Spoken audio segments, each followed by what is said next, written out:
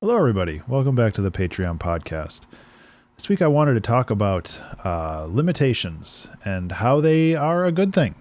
This is not a new topic that I've talked about, but there's a new way that I'm looking at it. It's winter here in Minnesota right now, and because of that, there's a lot of ice, and driving is a little treacherous. And these days I have a truck and it's a lot easier for me. But in the past, I usually drove smaller cars like Civics or whatever, because they were small and cheap and easy to manage. But I remember in those times when I was driving, I always liked to drift on the ice. Obviously, when it was safe to do so, I wouldn't do it in traffic or whatever. But just the ability to spin the car or go around a corner sideways is always a lot of fun. If not terribly good for the car itself, but that's neither here nor there. I learned a lot about how to drive through that. And I think that there's a really interesting lesson to be learned that testing your boundaries is very important, but also respecting your boundaries is equally important. To know when you can push stuff and when you should lay off and just respect the boundaries that are set up for you. Because it's so easy to have a big head about what you can do while you're driving.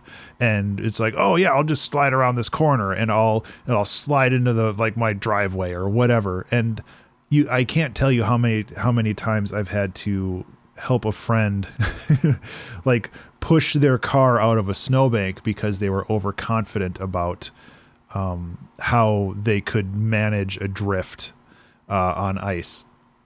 And thankfully, I never really had that problem because I respected my boundaries quite a bit when it came to that. I pushed it when I could, but I also had the presence of mind to not go crazy with it. And maybe in the end, maybe I was just lucky with that too. It's entirely possible. But I think that the story can tie pretty directly into music stuff too, or creative stuff in general.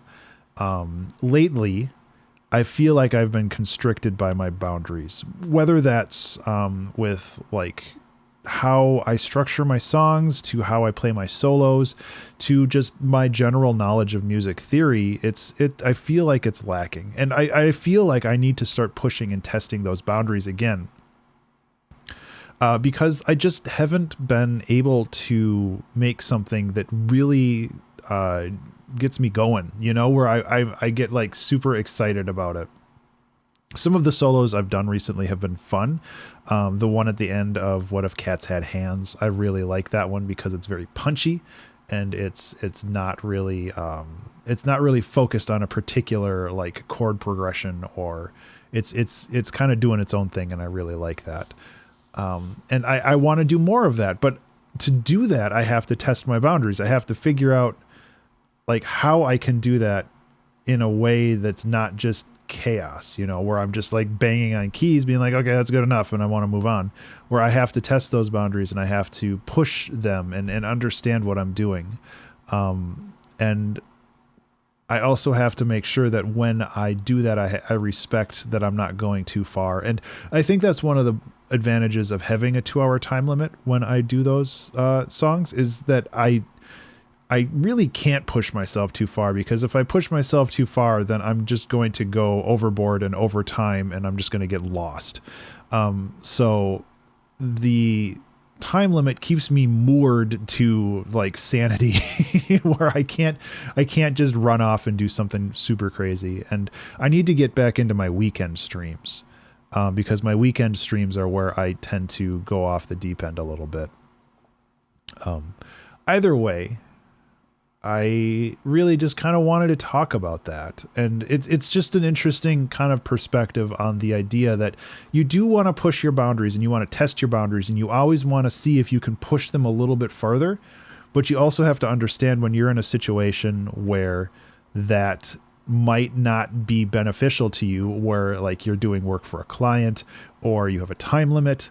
You want to make sure that you respect those boundaries and you don't push too far outside of them, because then you're going into uncharted territory where you could get really messed up and lose kind of the thread that you were going with for the project, and that could mean delays and all this other stuff. So I think I've pushed this metaphor about as far as I could go.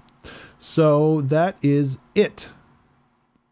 As always, thank you so much for being a Patreon supporter. I really genuinely do appreciate it.